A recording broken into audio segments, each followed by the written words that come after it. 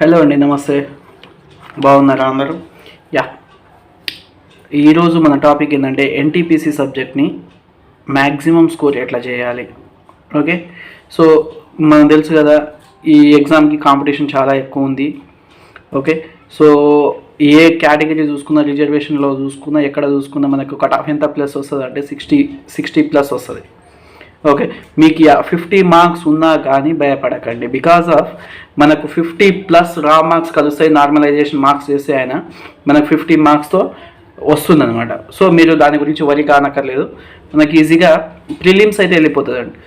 50+ ఎవరికి ఉన్నా కానీ 50, 48, 49, 50 దగ్గర నుంచి మార్క్స్ మీకు ఉంటుండే ప్రజెంట్ అది రా మార్క్స్తో కలిపి నార్మలైజేషన్ తెలిసిన తర్వాత మనకు స్టేజ్ 1 అనేది క్లియర్ అయిపోతుంది. ఓకే రైట్, మనం స్టేజ్ 1 గురించి మాట్లాడక్కర్లేదు. కానీ దీనికి ఎంత కాంపిటీషన్ ఉంది అనేది అయితే నేను ఆల్రెడీ మీకు చెప్పాను. ఓకే, దీనికి బాగా కాంపిటీషన్ ఉంది. అందులో నేను ఒకరిని, మీరు ఒకరు. Okay, already railway employee, railway సర్వెంట్గా ఉండి నేను ప్రిపేర్ అవుతున్నాను. సో ఈరోజే స్టార్ట్ చేస్తున్న ప్రిపరేషన్. నిన్నటి మొన్నటి వరకు నోట్స్ ప్రిపేర్ చేసుకున్నా, ఏం చదవాలి ఎట్లా అనేది గ్యాదర్ చేసుకున్నాం. ఇక స్టార్ట్ చేస్తున్నా, నేను స్టార్ట్ చేస్తున్నా, మీరు స్టార్ట్ చేయండి. కాకపోతే మన అందరు మెయిన్ టార్గెట్ ఏంటంటే 80+ స్కోర్ చేయాలి విత్ లిమిటెడ్ టాపిక్స్తో. మనం చదివితే ఈరోజు ఒక 2-3 అవర్స్ చదివినామంటే మినిమం ఒక 5 to 6 మార్క్స్ మనకు రావాలి పర్ డే. అట్లా వేసుకొని చదవాలి. సముద్రం మొత్తం చదివితే మనం కవర్ చేయలేము. ఒక వర్క్ చేసుకుంటూ చేయాలి అంటే కష్టం. సో మన టార్గెట్ ఏంటి అంటే లిమిటెడ్ టైంలోనే మార్క్స్ ఎక్కువ గెయిన్ చేయాలి. సో మనం ఎలాంటి డిస్కషన్స్ వేస్ట్ చేయకుండా, టైం వేస్ట్ చేయకుండా నేను టాపిక్స్ కొన్ని రాస్తున్నాను. ఆ టాపిక్స్ని అట్లనే చదవండి. అట్లా చదివితే 100% స్కోర్ ఉంటుంది. ఒకసారి చదివి చూడండి, ప్రీవియస్ పేపర్ని చూడండి. మనం చదివే ప్రీవియస్ పేపర్లో ఎట్లా ఉండాలంటే ఫస్ట్ ఒక 2-3 మార్క్ టెస్ట్ రాయండి ప్రీవియస్ పేపర్కి. ఓకే, దానికన్నా ముందు మీరు దేంట్లో మార్క్ టెస్ట్ రాయాలి సార్ బ్రదర్ అంటే నేనేమంటా, text book is the best app అండి. ఈ మాట నేను చెప్పడం వల్ల నాకు రూపాయి రాదు, ఆ విషయం మీకు కూడా తెలుసు. కాకపోతే ఎందుకు అంటే బ్యాంకింగ్కి అయితే అడ్డా చదవాలి, గ్రేడ్ అప్ చదవాలి. అదే రైల్వేస్కి అయితే text book more than enough. నన్ను అడిగితే టెక్స్ట్ బుక్ యాప్ డౌన్లోడ్ చేసుకోండి. అవసరమైతే టెస్ట్ సిరీస్ కూడా కొనుక్కోండి. ఫ్రీ ఎగ్జామ్స్ చాలా ఉన్నాయి, 50+ ఏమో ఉన్నాయి అనుకుంటా. దాని పాటు మీరు చేసుకుంటే మీ ఇష్టం. సో ఇప్పుడు మనం ఫస్ట్ అందరం ఇంజనీరింగ్ బ్యాక్గ్రౌండ్ నుంచే వచ్చాం కాబట్టి ఫస్ట్ మనం చదివే టాపిక్స్ని మ్యాక్సిమం సబ్జెక్ట్ కవర్ అయిపోవాలి. అంటే ఫస్ట్ ఏం పట్టుకోవాలి, మనము ఫిజిక్స్ పట్టుకోవాలి. ఇప్పుడు ఫిజిక్స్లో మీరు ఏం చదవాలి? గన్ షాట్ క్వశ్చన్ ఎక్కడి నుంచి అంటే unit conversions, fundamental units, derived units. గుర్తుంది కదా, టాపిక్ నెంబర్ 1 ఏంటిది? Fundamental units and derived units. వాటి ఇంకోటి ఏంది, దీనికి తోడు ఏం అడుగుతాడు? వెక్టారా స్కేలారా, వెక్టార్సా స్కేలార్సా అని అడుగుతాడు. సో ఈ యూనిట్స్ మనం చదివేటప్పుడు ఎట్లా చదవాలి అంటే స్టార్టింగ్ నుంచి రావాలి. స్టార్టింగ్ ఏంటిది? ఇప్పుడు డిస్టెన్స్. 3 ఫండమెంటల్ ఇది తీసుకోండి. డిస్టెన్స్కి అయితే మీటర్స్, ఇంకోటి ఏంది కేజీస్, ఇంకోటి టైం. ఈ 3 పట్టుకొని దీని 3 దగ్గర నుంచి మనం ముందరికి వెళ్ళాలి. ఎట్లా వెళ్ళాలి? డిస్టెన్స్, దాని తర్వాత డిస్ప్లేస్మెంట్. ఈ 2 వచ్చేసిన తర్వాత డిస్టెన్స్, డిస్ప్లేస్మెంట్. దీంట్లో స్కేలార్ ఏంది, వెక్టార్ ఏంది. దీని స్కేలార్ ఎందుకు అంటారు, వెక్టార్ దీన్ని ఎందుకు అనము. షార్ట్ కట్ మనకి ఎక్కడైనా మ్యాగ్నిట్యూడ్ ప్లస్ డైరెక్షన్. అంటే మనం సినిమాకి పోవాలనుకో అందరికి చెప్పి పర్మిషన్ తీసుకొని పోతాం ఏంది, షార్ట్ కట్ చూసుకుంటాం, ఒక పర్టికులర్ టైం తీసుకొని బయటికి వెళ్ళిపోతాం, అంతే కదా. అంటే మన టార్గెట్ సినిమాకి పోవాలి, అట్లనే నాకు దారి కూడా తెలిసి ఉండాలి. That is called vector. నీకు టార్గెట్ తెలియాలి, పోయే మార్గం కూడా నీకు తెలిసి ఉంటే దాన్ని ఏమంటాం మనం? వెక్టార్స్ అంటాం. టార్గెట్ ఒకటే తెలుసు కానీ ఎట్లకి వెళ్ళిపోవాలో తెలియదు, దాన్ని ఏమంటాం? స్కేలార్ అంటాం. ఇట్లా మీరు డివైడ్ చేయండి టాపిక్ని. మనం చదివితే ఇవాళ నువ్వు 1 గంట కూర్చున్నావు అంటే దాంట్లోకి వెళ్ళి 1 మార్కు రావాలబ్బా. అది మన అల్టిమేట్ టార్గెట్. అంటే స్కేలార్స్, వెక్టార్స్, యూనిట్స్, వీటి గురించి చదవడం కూడా ఎట్లా? డిస్టెన్స్, డిస్ప్లేస్మెంటు, దాని తర్వాత నెక్స్ట్ వస్తే మాస్, నెక్స్ట్ వెలాసిటీ. వెలాసిటీకి డిస్ప్లేస్మెంట్కి రిలేషన్ ఉంది. సో వెలాసిటీ ఏంటిది? Rate of change of displacement. Vector quantity, దాని తర్వాత acceleration, rate of change of velocity. దాని తర్వాత నెక్స్ట్ ఏంటిది? ఈ రెండింటి కాంబినేషన్తో మనకు వస్తుంది న్యూటన్స్ లా పట్టుకోవాలి ఫస్ట్. F = ma. మన అంతకుమించి ఏం అక్కర్లేదు. M అంటే తెలుసు, A అంటే తెలుసు. దాని తర్వాత న్యూటన్స్, దాని తర్వాత న్యూటన్ ఇంటూ మీటర్, ఒక పనిగా వర్క్ డన్. దాని తర్వాత ఎనర్జీ, దాని తర్వాత పవర్. ఇక్కడతో ఎండ్ అయిపోతుంది. దీంట్లోకి వెళ్ళి ఒక క్వశ్చన్ వస్తుంది. ఇవి మిస్ అయితే మనకి ఇంకోటి వచ్చేది ఏంటిది? Impulse, momentum, moment. ఇవి యూనిట్స్, ఇవి చదువుకుంటే మోర్ దెన్ ఎనఫ్. దాని తర్వాతకి వెళ్తే సెంట్రిపిటల్ ఫోర్స్, సెంట్రిఫిగల్ ఫోర్స్, ఈ రెండింటి మీద బేసిక్ ఐడియా అయితే ఉండాలి. Law of conservation of energy, దీని గురించి ఐడియా ఉండాలి. సెంట్రిపిటల్ ఫోర్స్ అంటే సెంట్రిఫిగల్ అంటే ఏంటి, మనం మామూలుగా మిల్క్ సపరేషన్ ఫ్రమ్ ద అడుగుతాడు, దానికి ఏంటి సెంట్రిఫిగల్. Okay, centripetal. ఇప్పుడు సర్కస్ వాళ్ళు మనం వెహికల్స్ తిప్పుతా చూడండి, ఒక సర్కిల్, ఒక రౌండ్ సర్కిల్ ఉంటుంది, దాంట్లో తిప్పుతారు, అదేంటి centripetal. The force towards the centre is centripetal, force out of the centre is centrifugal. అంటే మనం మిల్క్ సపరేషన్ చేసినప్పుడు అది బయటికి రావాలి, సో సెంట్రిఫిగల్ ఫోర్స్. ఓకేనా. దీని తర్వాత నెక్స్ట్ ఫిజిక్స్లోకి మనకి వెళ్తే మనకి ఎక్కడి నుంచి క్వశ్చన్ వచ్చాయి. ఇంకోటి, ఇవి ఎంత ఇంపార్టెంటో సేమ్ నేను చెప్పే only important target questions, gun shot questions అవసరమైతే ప్రీవియస్ పేపర్స్ చూడండి. దాని తర్వాత నెక్స్ట్ వచ్చే టాపిక్ ఏంటిది మనకి, universal gravitational force capital G. F is equal to F directly proportional to G అనే క్వశ్చన్ రాస్తాం కదా మనము. F is equal to G into m1m2/r². ఇక్కడ నుంచి ఒక క్వశ్చన్ గ్యారెంటీగా ఉంటుంది. Universal gravitational force capital G దగ్గర నుంచి గ్యారెంటీగా క్వశ్చన్ వస్తుంది. అది ఎట్లయినా అడగవచ్చు. ఇక్కడ డినామినేటర్లో ఉన్న r² వాల్యూ పెరుగుతుంటే మాస్ మీద ఎఫెక్ట్ ఎట్లా ఉంటుంది, లేకపోతే జీ వాల్యూ పెరుగుతుందా తగ్గుతుందా, ప్రొపోర్షనలా ఇన్వర్స్లీ ప్రొపోర్షనలా అంటే ఈ పాయింట్ ఆఫ్ వ్యూలో కూడా క్వశ్చన్ అడిగాడు ఆల్రెడీ, మనకి CBT 1లో అడిగాడు, కాబట్టి ఇక్కడ నుంచి మనం క్వశ్చన్ ఎక్స్పెక్ట్ చేయొచ్చు. ఓకే డన్, ఇది చాలా ఇంపార్టెంట్. దాని తర్వాత నెక్స్ట్ ఇంకో ఇంపార్టెంట్ టాపిక్ ఏంది మనకి అంటే హీట్ ఎనర్జీ. హీట్ మీద క్వశ్చన్స్ H=I²RT. హీట్ మీద ఖచ్చితంగా క్వశ్చన్ వచ్చే అవకాశం ఉంది. అండ్ టెంపరేచర్ కన్వర్షన్స్ క్వశ్చన్స్ చదవండి. ఫారెన్హీట్, సెంటిగ్రేడ్, రేమో స్కేలు, కెల్విన్ స్కేల్, వీటి మీద రిలేషన్స్ ఈ వాడు ఒక దాంట్లో ఇస్తే ఇంకో దాంట్లో కన్వర్షన్, ఈజీ క్వశ్చన్స్ చూసుకోండి. దాని తర్వాత న్యూటన్స్లో ఫ్రిక్షన్ మీద ఒక క్వశ్చన్ వస్తుంది. ఓకే, మీరు ఫిజిక్స్కి వచ్చే న్యూమరికల్ ప్రాబ్లమ్స్ దగ్గరికి వెళ్ళకండి, చిన్న చిన్న క్వశ్చన్సే అడుగుతాడు. అడిగితే ఒక పోలీస్ మ్యాన్ ఒక థీఫ్ని వెంటాడుతున్నాడు, ఆయన ఎంత డిస్టెన్స్లో కవర్ చేస్తాడు, ఎంత డిస్టెన్స్లో పట్టుకుంటాడు, ఒక బుల్లెట్ని వేసినాడు, ఎంత సింపుల్ ఈక్వేషన్స్ మనకు వెలాసిటీ ఈక్వేషన్స్ యూజ్ చేస్తుంటే వస్తుంటుంది. ఓకే, దాని తర్వాత ఆర్కిమెడిస్ ప్రిన్సిపల్ మీద క్వశ్చన్స్ వస్తుంటాయి. ఆర్కిమెడిస్ ప్రిన్సిపల్ అండ్ ఇంకేంటిది క్యాపిలరీ యాక్షన్స్. మామూలుగా మన చెట్లకి నీళ్లు పోస్తే చెట్లు పైకి ఎట్లా వస్తుంటాయి అని అడుగుతాడు. Capillary actions, surface tension, basic fundamental formulas ఇవి చూసుకోండి. వర్క్ ఎనర్జీ మీద ఖచ్చితంగా క్వశ్చన్, ఎలక్ట్రికల్ ఎనర్జీ మీద ఖచ్చితంగా క్వశ్చన్. మన ఎలక్ట్రికల్ ఎనర్జీలో చేయాల్సిన క్వశ్చన్స్ ఏంటి అంటే ఓమ్స్ లా గుర్తుండాలి మనకి. ఓమ్స్ లా గుర్తుంటే అక్కడ నుంచి parallel, series connection, parallel connection. Done. ఈ టాపిక్స్ని మాత్రం ఫస్ట్ కంప్లీట్ చేయండి. నీకు వచ్చినా కానీ ఫస్ట్ చూసుకో. నీకు డౌట్ ఉంటే ఏం చేయాలి, ప్రీవియస్ ఇయర్ పేపర్స్ తీయాలి. ప్రీవియస్ ఇయర్ పేపర్స్ని దీన్ని కూడా ఎట్లా చదవాలి, రైట్, హీట్ ఎనర్జీ నుంచి ప్రీవియస్ ఇయర్లో 3 పేపర్లు చూస్తే ఒక పేపర్లో క్వశ్చన్ ఉందా, హీట్ మీద నువ్వు ఫస్ట్ చదివి పెట్టుకోవాలి అంతే. అంటే ప్రీవియస్ ఇయర్లో ఏ టాపిక్లో అయితే క్వశ్చన్స్ ఉన్నాయో ఆ టాపిక్లో ఉన్న క్వశ్చన్ని ఫస్ట్ చదువు, తొందరగా సిలబస్ అయిపోతుంది. అయిన సిలబస్ని ఇక ఫిబ్రవరి 13th 14th నుంచి ఎగ్జామ్స్ అంటున్నాడు కాబట్టి మనం ఫిబ్రవరి 1st నుంచి కొత్త టాపిక్లు చదవద్దు. కరెంట్ అఫైర్స్ వాటి గురించి చెప్తా, దీని ఫిజిక్స్ గురించే మాట్లాడు. మనం ఈ రోజు నుంచి స్టార్ట్ చేసింది January 31st వరకు నువ్వు ఎంతైతే చదవగలిగితే అంతే చదివి పక్కకు పడే, దాన్నే రివిజన్ చేయి. This is the physics. దీని తర్వాత చిన్న చిన్న ప్రాపర్టీస్ గురించి వస్తాయి, సౌండ్ ఎనర్జీ గురించి వస్తాయి, డెసిబల్స్ వాల్యూస్ కొన్ని అడుగుతాడు, ఫ్రీక్వెన్సీ వాల్యూస్ కొన్ని అడుగుతాడు. మామూలుగా మనం వినగలిగే సౌండ్ ఎంత ఉంటుంది, గ్రాస్ సౌండ్ ఎంత ఉంటుంది, ఓకే, దాని గురించి అయితే చూసుకోండి. దెన్ దాని తర్వాత కెమిస్ట్రీ. ఈ ఫిజిక్స్ ఎక్కడి నుంచి చదవాలి, ఎక్కడి నుంచి అంటే ఈ అడ్డా వాళ్ళు క్యాప్సుల్ పెట్టి చూడండి. అడ్డా వాళ్ళు జనరల్ అవేర్నెస్, జనరల్ సైన్స్ అని క్యాప్సుల్ పెడతారు కదా, ఆ క్యాప్సుల్ మోర్ దెన్ ఎనఫ్. ఇంకోటి యూనిట్స్, కన్వర్షన్స్ ఎక్కడి నుంచి చదవండి అంటే లూసెంట్ బుక్లో ఫస్ట్ 2 పేపర్లు చదివితే మనకు 1 మార్క్ వస్తుంది అబ్బా. లూసెంట్ ఫిజిక్స్ బుక్లో ఫస్ట్ 2 పేపర్లు పర్ఫెక్ట్ అయితే 1 మార్క్ గ్యారెంటీ. ఆ విషయం మీకు కూడా తెలుసు. ఒకసారి మీరు చదవకపోతే బుక్ ఓపెన్ చేయండి, చూడండి అవునా కదా అని మీరే ఎనలైజ్ చేసుకోండి. యాసిడ్స్, కెమిస్ట్రీ విషయానికి వస్తే acids and its properties, applications దగ్గరికి వస్తే మనకు ఒక పేపర్ ఉంటుంది. పేపర్ ఎట్లా అంటే ఇందులో ఉంటే చూపిస్తా.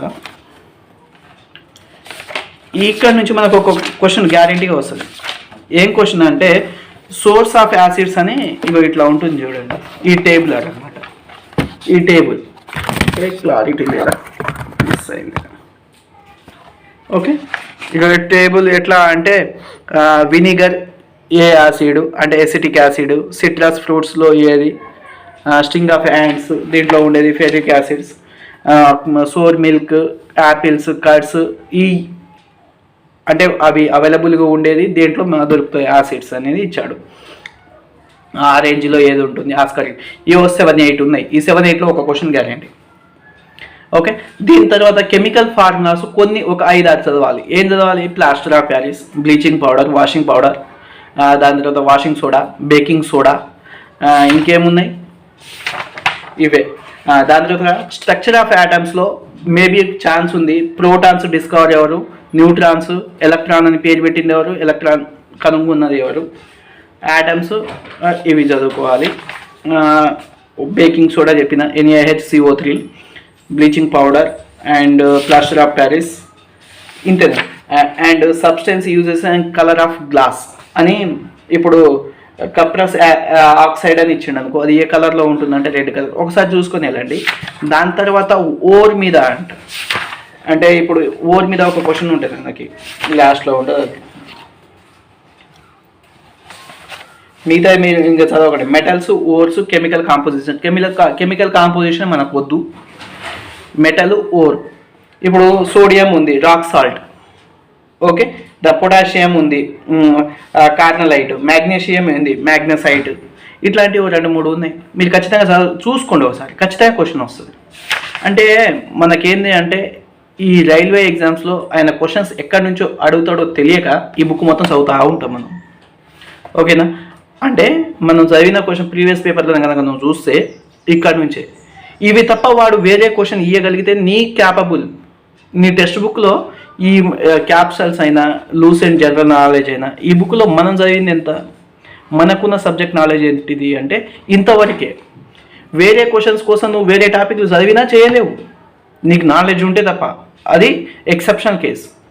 దానికోసం కూర్చొని ఎక్కడి నుంచో అడుగుతాడంట అని బుక్ మొత్తం చదివితే నీకేమొస్తుంది? మనకు మార్కులు కావాలి కదా, సబ్జెక్ట్ కావాలి. నీకు సబ్జెక్ట్ నాలెడ్జ్ కావాలా, మార్కులు కావాలి, జాబ్ కావాలా? నాకైతే జాబే కావాలి. నీకు సబ్జెక్ట్ నాలెడ్జ్ కావాలంటే చదువు. మరి సమజైందా? అంటే మనకేం కావాలి? ప్రజెంట్ మనకు ఫస్ట్ జాబ్ కావాలి. సబ్జెక్ట్ నాలెడ్జ్ అందరికీ ఉంది భయ్యా, సబ్జెక్ట్ నాలెడ్జ్ అందరికీ ఉంది కాబట్టి ఈడి దాకా వచ్చినాం. ఇక అంటే సబ్జెక్ట్ నాలెడ్జ్ ఎవరికి కావాలి? సబ్జెక్ట్ నాకు ఉద్యోగం కావాలి. నీకు ఉద్యోగం వస్తే జాబ్, చదువు వచ్చినట్టు, ఉద్యోగం లేకుంటే చదువు రానట్టు. ఇది ఫ్యాక్ట్. ఇది తెలియక ఆయనకి ఏదో ఉద్యోగం వచ్చిందంటే, ఈయనకి ఏదో ఉద్యోగం వచ్చిందంటే ఆయనకు చదువు వచ్చు, ఈయన చదువు రాదు. ఇవన్నీ ఇంటనే ఉన్నారు కదా, మీరు విన్నారు, నేను విన్నా. ఈయనైతే పిచ్చి లేచిపోయినా. ఓకే, సో ప్రాక్టికల్గా చెప్తున్నా అంతే.